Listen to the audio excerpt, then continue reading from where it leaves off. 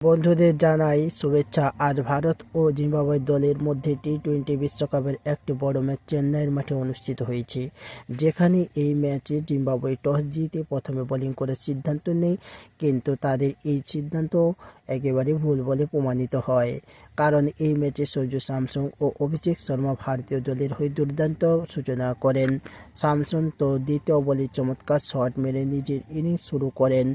এই দুই ব্যাটসম্যান প্রথম উইকেটে 48 রানের জুটি গড়েন, তবে চতুর্থ ওভারের শেষে চতুর্থ বলে গুজরাবানি বলে সঞ্জু স্যামসন 15 বলে 24 রান করে আউট হয়ে যান।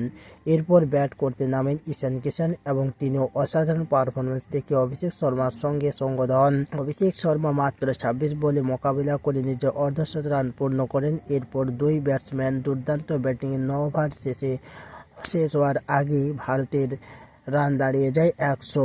তবে 120 রানে ঈশান কিষান সিকান্দার রাজার বলে 24 বলে 38 রান করে আউট হয়ে যান।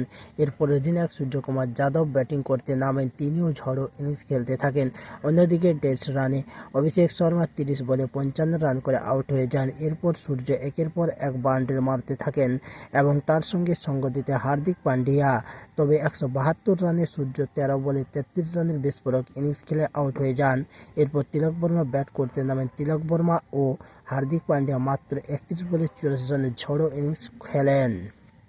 পুরো 20 ওভার শেষে ভারত 4 উইকেটে 256 রান তোলে, যা টি-20 বিশ্বকাপের ভারতের দ্বিতীয় সর্বোচ্চ সংগ্রহ।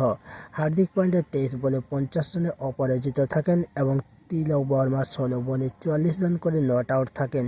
জিম্বাবুয়ের সব বোলারই এতদিন ভারতীয় ব্যাটসম্যানদের কাছে কঠিনভাবে মার খান। 257 রানের লক্ষ্য তাড়া করতে নেমে জিম্বাবুয়ের শুরুটা ভালো হয়। ব্রায়ান বেনেট দুর্দান্ত ব্যাটিং করছেন, তবে 44 রানে তাদের প্রথম উইকেট পড়ে যায় এবং 72 রানে ড্যান মার্শ 6 রান করে আউট হন। এরপর সিকান্দার রাজা ও ব্রায়ান বেনেট ভালো জুটি গড়েন ও ভারতীয় বোলারদের উপর চাপ সৃষ্টি করেন। বেনেট তার শতের দিকে এগোচ্ছিলেন এবং রাজাও ভালো খেলছিলেন, তবে 144 রানে আরশদীপ সিং সিকান্দার রাজাকে 31 রানে আউট করে দেন। একই ওভারে ব্রায়ান বেলকেও আউট করেন। শেষ 15 বলে জিম্বাবুয়ের দরকার ছিল 99 রান, কিন্তু শেষ পর্যন্ত তারা বড় ব্যবধানে ম্যাচ হেরে যায় এবং ভারত জয় তুলে নেয়। এখন সেমিফাইনালে উঠতে হলে ভারতকে তাদের শেষ ম্যাচ ওয়েস্ট ইন্ডিজের বিরুদ্ধে জিততে হবে। এই ম্যাচে ভারতীয় দল অসাধারণ পারফরম্যান্স দেখিয়েছে।